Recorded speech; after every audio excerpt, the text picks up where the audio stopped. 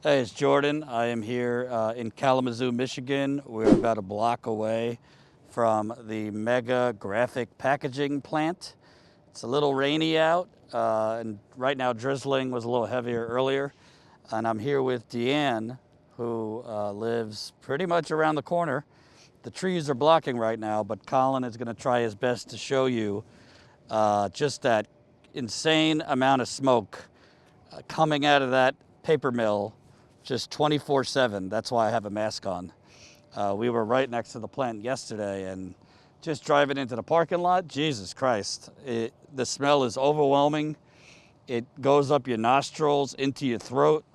During the interview, Colin had a headache. After the interview, when we went back to the hotel, I had a headache. You kind of just feel like dazed and a little confused. Colin, how long did you have a headache? A couple hours, right? Yeah, till he went to sleep. And that's just us there for an hour. You're living here. So I wanted to speak with you because you've had just horrible tragedy, which seems to be because of this multi-billion-dollar company. You lived with your daughter, son, just 5 or so blocks away for many years. Yeah. And even then there was a smell. You just didn't know where it was coming from. Yes. It was a real bad smell. Like you said, we didn't know where it was coming from. It was burning our eyes, our throats. We kept having severe asthma attacks on top of asthma attacks. I had to take my daughter almost every day to the hospital for treatment. Now since she's passed, her twin has been the same way. Almost every day, this girl has to go to either Bronson Hospital or the Family Health Center for asthma treatment. And when you lived 5 blocks, did your daughter always have severe asthma, or she kind of had minor asthma and it got worse? No, she just had minor asthma and it got worse as the years went on and we moved around this way. And when did you move right here, a block away? I moved here about 5 years ago. And tell me, your daughter, who was 17, what happened? When did this severe asthma attack happen? And tell us a little bit about that. Well, she had an asthma attack one night and she couldn't be saved. The doctors just say she couldn't be saved. They said she was brain dead, but if I agreed to donate her organs, then they'll let her stay brain dead for 2 weeks and let us visit her. And I didn't want my daughter to suffer like that. What year was this? Um, Gosh, my mind is just going through so much right now. Uh, 29, 2017. 27. Yes, 2017. So at that point, had you moved around the corner here, or you still lived a couple blocks away? No, I still lived a couple blocks away. I moved after my daughter died. So a 17-year-old girl, she had minor asthma, but as you moved around closer and closer to this plant, and you could smell it where she was living, her asthma got worse and worse and worse. Did anybody in the community, did the mayor, the politicians, neighbors, was anyone talking about that they all had you right next to this plant No. that was emitting, from what I've been told, over 30 types of No. gases? No. We done reached out to several people. We have not got a response back. It's like they don't care how we live. They don't care if we live or die. That's how I feel. We've been begging and begging and begging for them to do something about this factory. And they did something all right. They gave them all them billions of dollars to expand, to make it even worse for us over here. Let's talk about your daughter for a little bit. I know it's painful, but did she have any other health problems, or was it really just asthma? No, she was healthy. Only asthma. Was she active? Active, very active. Anybody know my daughter knows my daughter. She was very active. She played football, basketball, soccer, baseball, whatever sport it was, she played. And she loved to walk. She loved to sing. Yep, so. And did she complain about the smell? And all that? daily. She complained about the smell. She had, like I said, almost every day I had to take her to go get asthma treatment at the hospital, to the point it got so bad that the hospital had her come in 2 times a week. They had a shot flown in from California that she had to get inserted into her and stay at the hospital for like 3 hours and make sure she didn't have no kind of reaction from it to be able to come outside. So that's how my daughter had to live. And this plant, we got there yesterday around 5 o'clock, and you could see that it's kind of, the smoke coming out of it is gray, but then at points it turns black. And today with the rain, I'm looking at it right now, and it's black. Yeah. Can you kind of talk about certain parts of the day it smells worse than others, or the smell is thicker? Anytime after 5, everything gets worse because it's like everybody going home, so let's crank this up. We don't care how nobody feel. We don't care what happens to them. After 5 o'clock is when you really see the big smoke clouds in the sky, all the poison being released. You've posted video like 1 a.m., 2 a.m. You're really coughing and hacking up your lungs, and it's like right from your porch. It looks like there's like an inferno coming out of that plant. Yes, it does. It's really bad at night. 12, 1 o'clock at night, you can't even see the sky. All you see is all the poison that they release into the sky. Talk about your son also. He's 32. He's on life support. Can you talk about what his health was before you moved closer, and how it has gone downhill since then? Well, before we moved here, my son's health was perfect. It wasn't nothing he didn't do. He always was healthy. He was always going and doing. And then one day we was getting ready to go to Ramona Beach, and he loved going to the beach. So I called his name, like, DeAndre, we ready, let's go. And there was no response. So I sent a guy that called me Mom. I sent him up there to see why DeAndre wasn't answering me. And he yelled down for us to call 911, say DeAndre wasn't breathing. And that's how that all began. He had a severe asthma attack that caused him to stop breathing. And we all went on from there. And how old was he when that happened? 5 years ago, let's see, he was 32 now. 27, 28? Yeah, he was about 27. Just turned 27. And was he out and about a lot in this community, and he complained about the smells? Yes, very badly. Very badly. He never had asthma or anything. I mean, he had it a little bit as he was coming up, but the doctor said he was so active that he was growing out of it. So it wasn't like he had to take asthma treatments or the inhaler or anything. He didn't have to take no medications for his asthma because he was growing out of it. And then soon as we moved over here, it just, like I said, we went to go check on him and he wasn't breathing. And the doctor said he had an asthma attack that was so severe it stopped his heart, the same way my daughter passed. So it's been touch and go with him. We've been called to the hospital about 5 times to say our goodbyes. The last time they called us to the hospital, his heart, his liver, his kidneys, everything shut down on him. Wasn't nothing working. They told us to come say our goodbyes to him. And we went in there and we went to praying over him. And about 3 hours later, the doctor called me like, your son is woke. He's back. And I'm like, wow, that's a blessing. But he lost his front memory. He just had the memory in his back of his head.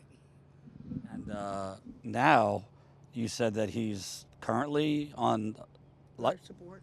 Yeah, he's on the life support in the house. He's on 24-hour oxygen. I got about 30 oxygen tanks, so when I take him somewhere, and then, like this weather right here, this might be all right for him to come outside for a little while. Long as the smell don't start coming from graphic packaging. But we majorly keeps him in the house, and I keep all the windows down. I have to freeze myself because I have to turn on all them fans and stuff for him so he can have air. And because we can't open the window up. And whether it be your daughter, who's obviously passed away, or your son, do they check their lungs? And if they're checking their lungs, are the lungs filled with any smoke, or what are the doctors saying to you? Are they saying anything about that it might be coming from the gases they're releasing, or they don't say anything? No, they don't really say anything. They just say his asthma's getting worse, or that's basically what they're saying. But they have asked me what kind of environment we live in, and I told them. So one doctor was like, yeah, it could be coming from graphic packaging, the chemicals that's being released. Well, these doctors should know. I mean, it's been reported 90% of Kalamazoo's black population lives on the north side, or on the north side. And since 2015, 1,950, so almost 2,000 babies under 1 year old. So we're talking infants. Yeah. 1,950 babies, black babies, have died since 2015. It might be even worse now. That's 5 times the rate of white babies, and 90% of black residents live in this neighborhood. So, I mean, it's not coming from the weather. This plant, I mean, I could tell you just from us driving into the parking lot there yesterday for the first time, the smell was overwhelming. It literally went up my nostrils into my throat. And by the time we left, we were there for about an hour. I was wearing a mask, but by the time we left, I had a headache. I kind of felt a little like dazed and confused. It be like that a lot. We keep multiple headaches. We take so many Aleve for the headaches that we adore when we come outside, especially me. I'm the person to go get the medicine, the food, everything. All while I'm outside, I endure all of this. And how about, I hear you coughing. Has your asthma gotten worse and worse over the years? Terrible. My asthma has got terrible. I only had asthma a little bit, and I've been had it for years. I'm talking about to the point where I didn't even need no medicine or anything. Now I'm on, excuse me. Now I'm on an inhaler. I'm on a respiratory machine. It's just really bad. Most of the times that don't even help. I have to go to the hospital, and I have to get an asthma treatment. But I hate when I go to the hospital because they always want to keep me. That's how bad they say my lungs have gotten. Your lungs have what? Gotten worse and getting worse. And again, you tell them you live next to this paper mill that's putting out all this gas, and they don't care. We need somebody to start caring about our lives. Our lives is important, just like the rich people, just like the Mexicans, just like the whoever. Our lives is important too. Can I ask you, I've talked to others. You've reached out to the mayor, you've reached out to the city council, you reach out to the state of Michigan's health department, environmental department. Have you ever gotten a response? Not response from we got one response from Monica, the lady that comes out to do the spill. When we call this 1-800 number, she might call me back. If I call her at 4 o'clock in the evening, she might call me back at 9:30 that night. And then she come out and she say, well, I smelt it with my nose and it's very faint to me. Let me actually, I actually have one of the emails that she sent you, because this is just unbelievable. She was with the health department. She said, I am emailing you to follow up about a couple of odor complaints that I received from you last evening.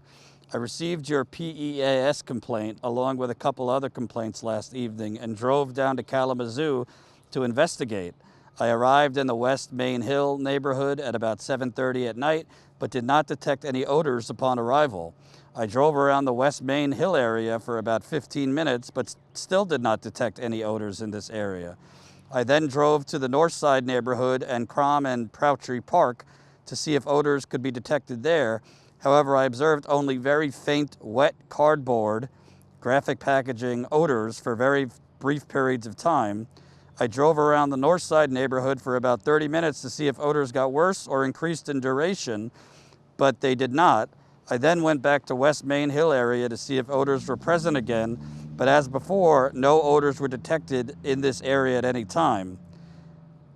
It seems to me what she's talking about is she's just talking about whether she personally smelled something, not not. It's almost like they're going around doing a brief smell test rather than bringing equipment, air monitoring, equipment that monitors hazardous gas.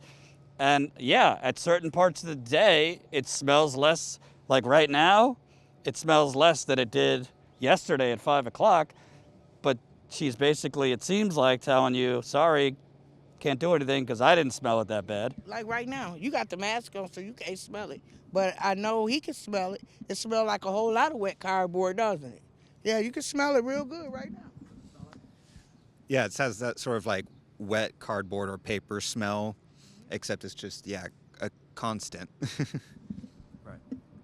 So basically, the officials from the health or environmental department are basically telling you, well, I didn't smell it, so sorry. And they keep sending the same lady out who don't even get out the car. She just pull up right here, roll her window down, and say she smell it faintly, and then she leaves. Because I spoke with somebody yesterday, Gwen, and she said, oh my God, over the summer we had a party for my daughter's graduation in the backyard. I was so embarrassed because, the people that came to celebrate were asking, what's that smell? I mean, it reeked. So it's just unbelievable that the state of Michigan, who, by the way, we know lied about the Flint water crisis, is basically sending out someone, and their definition of investigating is doing a smell test. Anyway, talk about the neighbors here. Are people aware? People don't even come outside no more. This street used to be, 5 years ago when I moved on this street, it was lively. It was people everywhere. It's kids in all these houses, believe it or not. And we have a park right here across the street. You never see no kids over here at this park. Because they can't breathe. Smell. Yeah, but their parents not letting them outside to come over here to even play. It's really bad.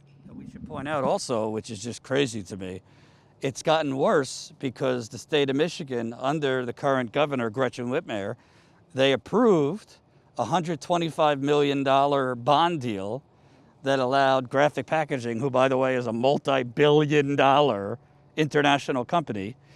Gretchen Whitmer's administration approved a $125 million bond deal to let them expand in 2021. And they already knew, her administration knew the complaints that were coming in. There was media reports about it. What are your thoughts on, the Democratic governor approved this plant to expand, knowing the complaints? Like Brandy was saying yesterday, I think they all in cahoots with each other. I think Graphic Packaging is giving them some type of money up under the table. All of them are working together, if you ask me. Because like I said, I'm going to keep saying it, they don't care if we live or die. But I'm begging y'all to please step up and do something before I lose another child. It's hard for a mother to bury a child, and less known bury two childs. It gets to me every day. Could you tell me about your daughter, what her name was? What was she like? My daughter's name was LaPrice Stegall. Everybody around here knew her. She was a loving person. Like I said, she was energetic. She was outgoing. She was just like our whole world. She was like our sunshine. Ever since my daughter been gone, it's like a whole piece of my heart, my inside. Everything is just like cold, black. I just miss her very much. Tell me about your son. I know he's still with us, but obviously he's Yeah, not himself. What was he like before this? just like my daughter, energetic, going everywhere, and everybody know him. His name is DeAndre Jones. He have a heart of gold. If he can help you, he will help you. He was the most loving person. Everybody has so much love for him. I just want him to be able to be normal, to be himself again. That's all I want to see. Because he, like right now, like I said, he's living on a life support machine, so I don't really get that much sleep at night because every time the machine go off, I got to get up.